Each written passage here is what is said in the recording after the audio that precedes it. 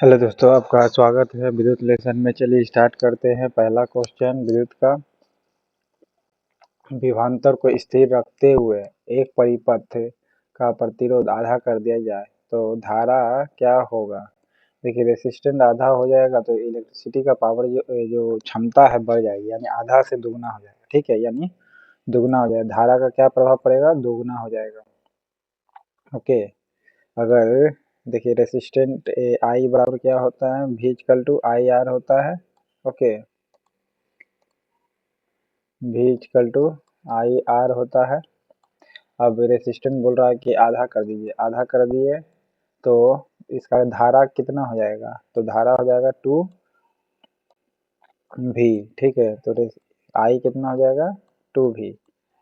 Okay, ये आई देख रहे हैं और रेसिस्टेंट का वैल्यू 1/2 रख दिए तो हो गया दुगना। ठीक है, रेसिस्टेंट अगर आधा होगा तो धारा क्या होगा, दुगना हो जाएगी। ओके,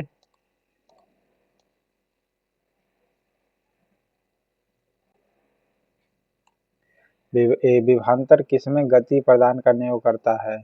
विभवांतर प्रदान करेगा इलेक्ट्रॉन पर। विभवांतर जब भी होगा तो किसको शो करेगा, इलेक्ट्रॉन में गति प्रदान करेगा। ओके, विभवांतर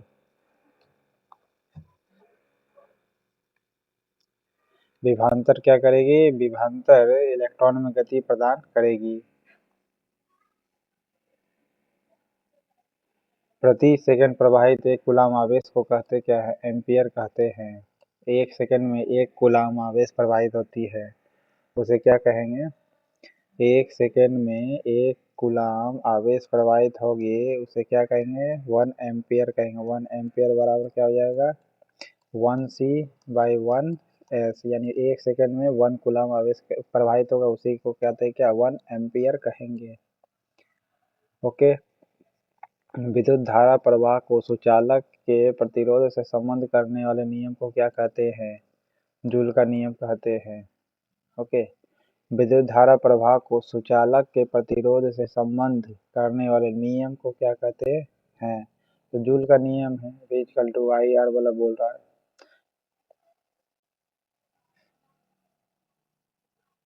निम्नलिखित में से कौन व्यंजन विद्युत परिपथ में विद्युत शक्ति को निरूपित नहीं करेगा, यानी पावर का नहीं है। विद्युत परिपथ का मतलब एक सर्किट है, ठीक है, यानी इलेक्ट्रिसिटी प्रवाहित हो रही है, तो कौन नहीं करेगा आपका पावर को, तो पावर बराबर आई आर नहीं होगा, बाकी भी आई हो सकती है पावर बराबर, या V स्क्वायर बाय आर हो जाएगी पावर बराबर। Okay, V square by R हो सकती है, या भी आई हो सकती है। ओके, या फिर आई स्क्वायर इंटू आर हो सकता है पावर बराबर। ओके, आई स्क्वायर आर हो सकता है, V स्क्वायर बाय आर हो सकता है, या भी आई हो सकती है पावर बराबर। ओके, वोल्ट मीटर एक गैल्वेनोमीटर है जिसका क्या श्रेणी क्रम में उच्च प्रतिरोध को जुड़ा होता है। ध्यान रखिएगा, समानांतर क्रम में, सीरीज क्रम में बताया है, ठीक है, यानी श्रेणी क्रम में। वोल्ट मीटर एक गैल्वेनोमीटर है, ठीक है, जिसका क्या काम है, इसे श्रेणी क्रम में जोड़ दिया जाता है। क्यों भाई, उच्च प्रतिरोध से जुड़ा होता है। ठीक है, किससे जुड़ा होता है, उच्च प्रतिरोध से जुड़ा होता है।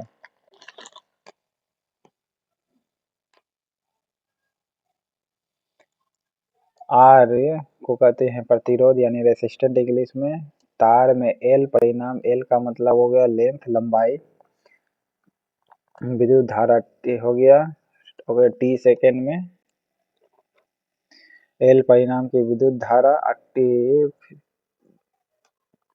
तक प्रवाहित होने वाले उत्पन्न ऊष्मा को परिमाण कितना होगा, तो एल जो है ये एल परिणाम की विद्युत धारा है। ओके, एल परिणाम आना है विद्युत धारा, यानी जितना आर प्रतिरोध के तार में एल परिमाण की विद्युत धारा टी समय तक प्रवाहित होने पर उत्पन्न जो ऊष्मा होगा उसका परिणाम H होता है, ठीक है। तो उसका फार्मूला क्या होता है, H बराबर L स्क्वायर आर टी। देखिए L परिणाम की विद्युत धारा है, यानी कहने का मतलब है एक तार है जिसकी लंबाई L मान ली गई है, ठीक है। अब पूरा यहाँ से यहाँ तक जाने में टाइम लगेगा ही लगेगा, और रेसिस्टेंट होगा ही होगा तार का। तब प्रभावित होने वाली ऊष्मा हीट कितना में कन्वर्ट हो जाएगी, तो H बराबर L स्क्वायर आर टी में कन्वर्ट हो जाएगा। L square R T heat बराबर क्या हो जाएगा, L square R T. Okay, resistant को तो टाइम से गुना कर दीजिए और L स्क्वायर कर दीजिए, ये आपका हीट हो जाएगा। ओके,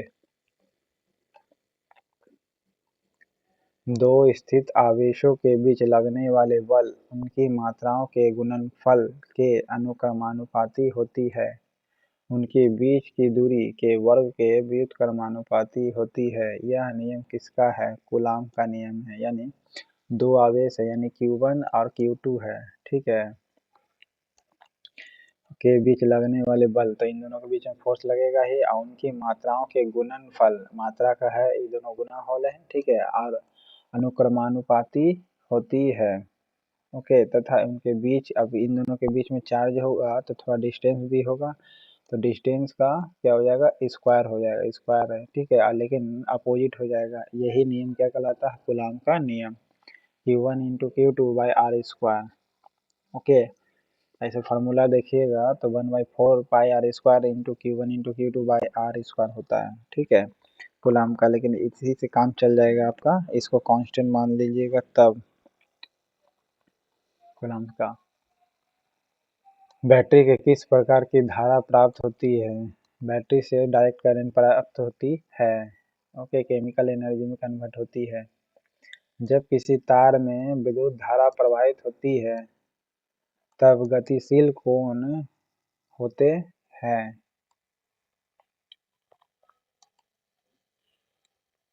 जब किसी तार में विद्युत धारा प्रवाहित होती है तो जो गतिशील कोण नहीं, कण कण जो होंगे वो क्या होते हैं, इलेक्ट्रॉन होते हैं। जब भी धारा प्रवाहित ऐसे हो रही है तो कौन गति कर लेने लगेगा, इलेक्ट्रॉन गति करने लगेगा। लेकिन याद रखिएगा धारा इस डायरेक्शन में जा रही है इलेक्ट्रिक करंट, तो इलेक्ट्रॉन हमेशा अपोजिट जाएगा, याद रखिएगा, ठीक है। लेकिन हाँ, गति करने लगेगा, जो इलेक्ट्रॉन होगा ना पूरा हिलने लगेगा, यानी गति करने लगता है, ठीक है। एक कूलम आवेश कितने इलेक्ट्रॉन के आवेश के बराबर होती है, तो एक कूलम बराबर कितना होती है, 6 × 10⁻18 इलेक्ट्रॉन। एक कूलम आवेश में कितने इलेक्ट्रॉन के आवेश से तुल्य होती है, तो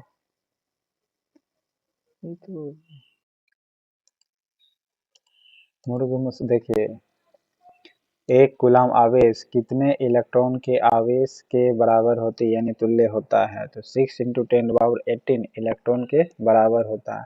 ये देखिए अधिकतर लोग इसमें गलत मारा है, कैसे, क्योंकि बोला एक कूलम आवेश से बराबर कितने इलेक्ट्रॉन के बराबर होता है, कूलम में बोला है, ठीक है, यानी कूलम का वैल्यू पूछ रहा था, 6 × 10⁻18 इलेक्ट्रॉन होगा। लेकिन लोगों ने क्या समझा कि इलेक्ट्रॉन का चार्ज पूछ रहा है, ये जो है ना, जो 62% मारा है, ये आपका एक इलेक्ट्रॉन बराबर इतना चार्ज होती है। लेकिन पूछा तो है एक कूलम आवेश, ना कि एक को इलेक्ट्रॉन बराबर पूछा है। एक इलेक्ट्रॉन बराबर 1.6 × 10⁻19 इलेक्ट्रॉन होता है, यानी एक इलेक्ट्रॉन पर चार्ज। ओके, लेकिन एक कूलम बराबर कितना होगा, 6 × 10⁻18 इलेक्ट्रॉन हो जाएगा। ओके, दोनों में अंतर है, ये एक इलेक्ट्रॉन का वैल्यू है और ये एक कूलम का वैल्यू है। तो किसी आवेश का विद्युत क्षेत्र क्या होता है, दूरी के वर्ग के साथ घटता है, दूरी के वर्ग के साथ घटता है। किसी आवेश का विद्युत क्षेत्र जो होगा, यानी इलेक्ट्रिक जो करंट क्षेत्र होगा, वो क्या होगा, वह दूरी के साथ, दूरी के वर्ग करना पड़ेगा, डिस्टेंस का स्क्वायर करना पड़ेगा, फिर घटेगा। ओके, घटने लगता है किसी आवेश का विद्युत क्षेत्र। देखिए कितना जितना दूर जाएगा तो विद्युत क्षेत्र क्या होगा, अब यहाँ से यहाँ तक पतला तार लगा दीजिए बैटरी में, तो यहाँ से यहाँ तक आराम से जा सकता है, इलेक्ट्रिक करंट, लेकिन इसी से बैटरी अगर लगा दीजिए यहाँ से यहाँ तक तो नहीं जा सकता है, क्योंकि पावर इतने से इतने तक ही बैटरी का है। ओके, इसलिए विद्युत आवेश का जो आवेश का विद्युत क्षेत्र है कितना होता है, दूरी के वर्ग के अनुपाती भी हो, वर्ग के साथ घटते जाता है, ये चलेगा। नहीं तो आप पढ़े होंगे Q1 into Q2 by are square. R square का मतलब क्या है, डिस्टेंस जो होगा घटते जाएगा, डिस्टेंस जितना बढ़ेगा उतना घटते जाएगा क्या, विद्युत क्षेत्र। ओके, यानी इलेक्ट्रिक एरिया जो है आपका घटते जाएगा, इलेक्ट्रिक क्षेत्र का जो एरिया है घटते जाएगा, जितना दूर जाइएगा ये पावर घटते चला जाएगा। जैसे मान लीजिए ये तार है, तार से इलेक्ट्रिसिटी प्रवाहित हो रही है, आप यहाँ पर है तो तार में सट सकते हैं, लेकिन दूर है तो नहीं, यानी डिस्टेंस का स्क्वायर से आप दूर है। इस कारण से आप क्या कर सकते हैं कि विद्युत क्षेत्र का जो बल होगा, इलेक्ट्रिक एरिया का जो फोर्स होगा वो दूरी के साथ, यानी दूरी के वर्ग के साथ घटता है। 100 वाट और 220 वोल्ट के विद्युत बल्ब के तंतु का रेसिस्टेंट क्या होता है, 484 ओम होता है। ओके, 484 ओम। देखिए ये कोइंसिडेंस कितना है कि 48 चालू है, 48% सही भी हुआ है। ओके, तो 100 वाट और 220 वोल्ट के तंतु में रेसिस्टेंट कितना होगा, 484, यानी 484 होगा। ओके,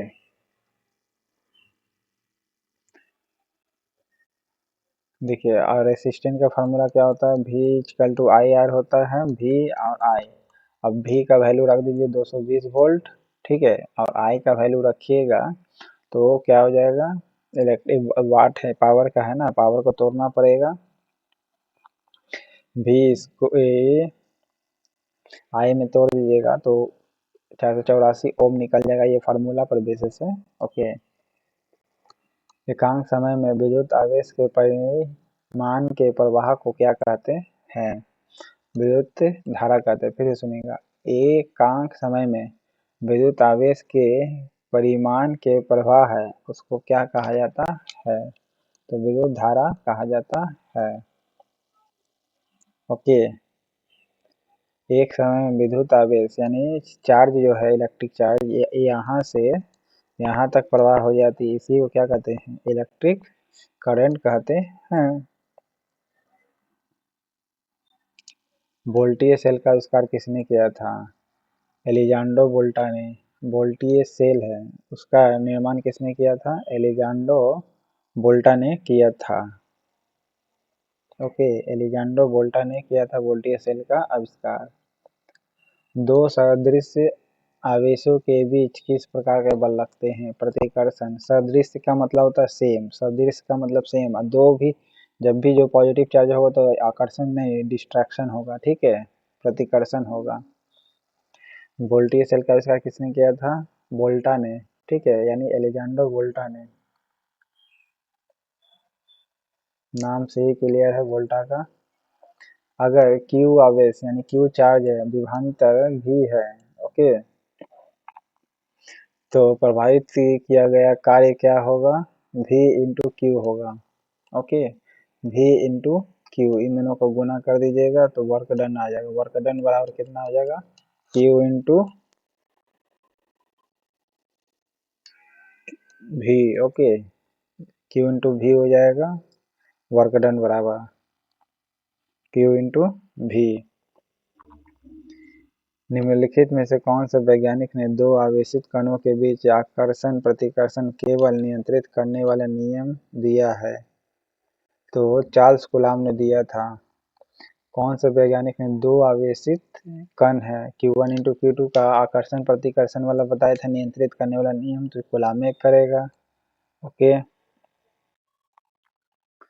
अगर चार्ज Q है, आवेश और विभवांतर भी है, तो प्रवाहित जो हो रही है, तो टोटल किया गया कार्य कितना होगा, W बराबर V इंटू क्यू होगा। क्या होगा, V इंटू क्यू होगा। अगर चार्ज Q है और विभवांतर भी है तो टोटल वर्क डन क्या होगा, V इंटू क्यू हो जाएगा। ओके, V इंटू क्यू होगा, W वर्क डन बराबर। निम्नलिखित में से कौन से वैज्ञानिक ने दो आवेशित कणों के बीच आकर्षण होगा या प्रतिकर्षण होगा। केवल दो नियंत्रित नियम वाले नियम दिए थे, कूलाम ने दिया था Q1 × Q2/R²। ठीक है, चार्ल्स कूलाम ने दिए थे। विभवांतर का एसआई मात्रक क्या है? विभवांतर का एसआई मात्रक है वोल्ट। ओके, वोल्ट जो है विभवांतर का एसआई मात्रक है। ओके, विभवांतर का एसआई मात्रक वोल्ट है। एकांक धनावेश को दो बिंदुओं के बीच स्थानांतरित करने में जो कार्य करना पड़ता है वह निम्नलिखित में से किसका मापक है? तो विभवांतर का मापक है। ओके, फिर से बोल रही है।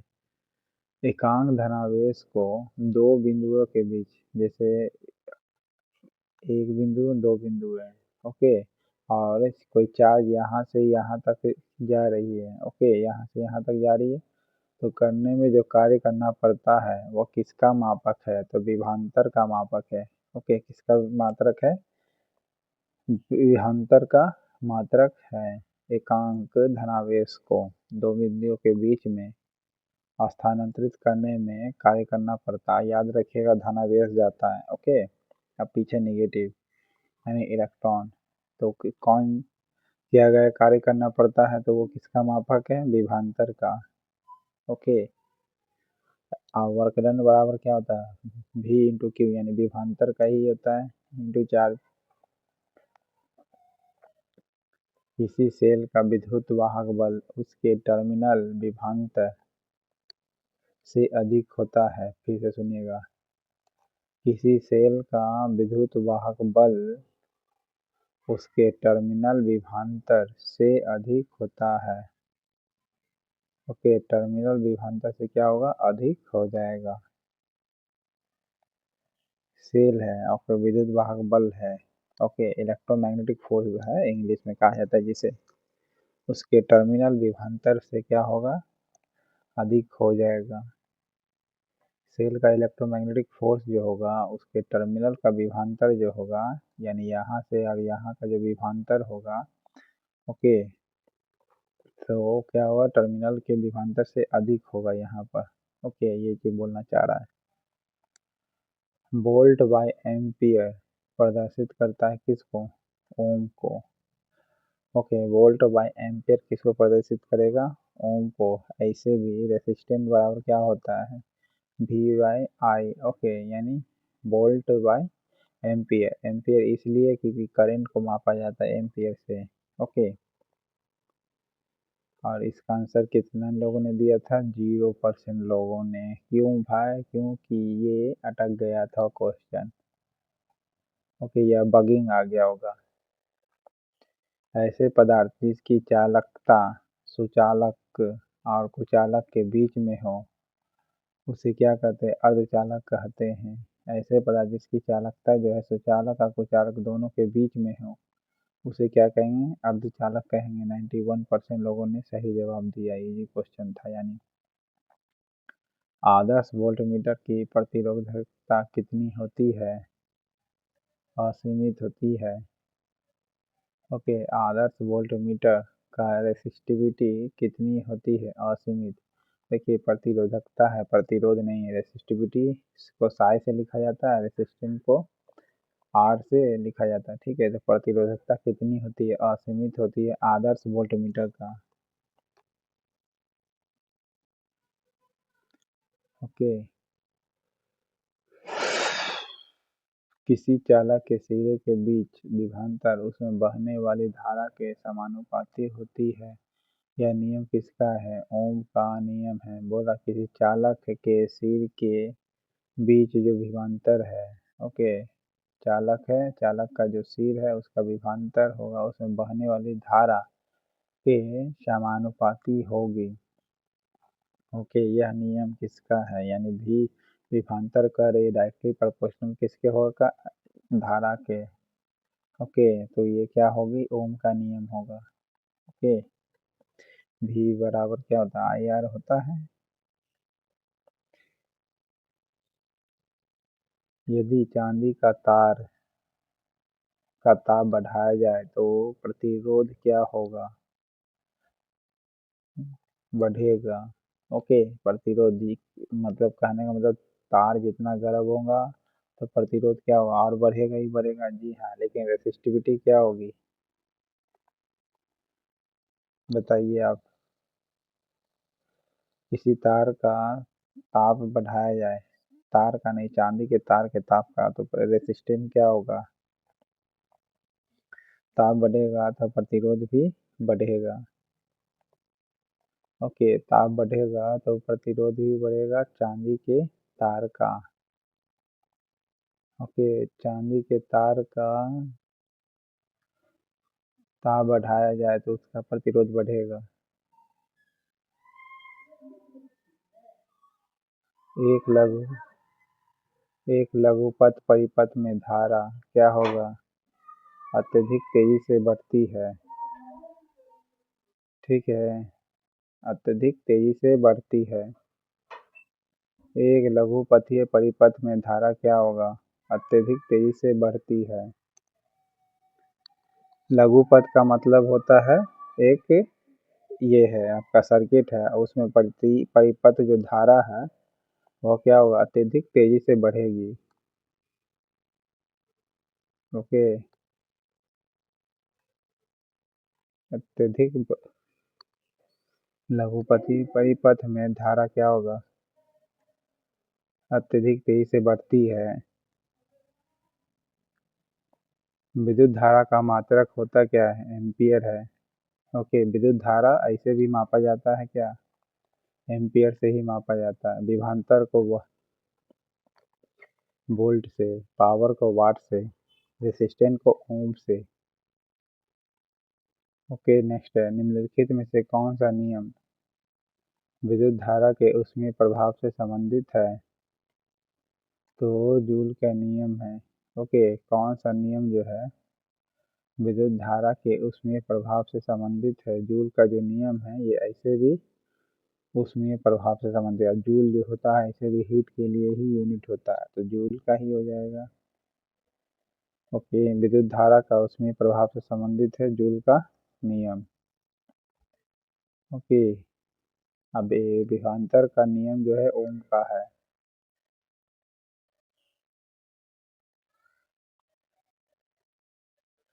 वाटर से एनर्जी, एनर्जी से वाटर बन सकता है, वो किसने कॉन्सेप्ट दिया था, तो न्यूटन ने दिया था। ओके, नेक्स्ट है, बी जातीय आवेशों के बीच किस प्रकार के बल होते हैं, आकर्षित होंगे। ठीक है, बी जातीय का मतलब होता है अलग अलग, जैसे माइनस और प्लस। के बीच आवेशों के बीच किस प्रकार का बल लगता है, आकर्षक बल होता है। कौन सा मात्रक वाट यानी W के बराबर नहीं है,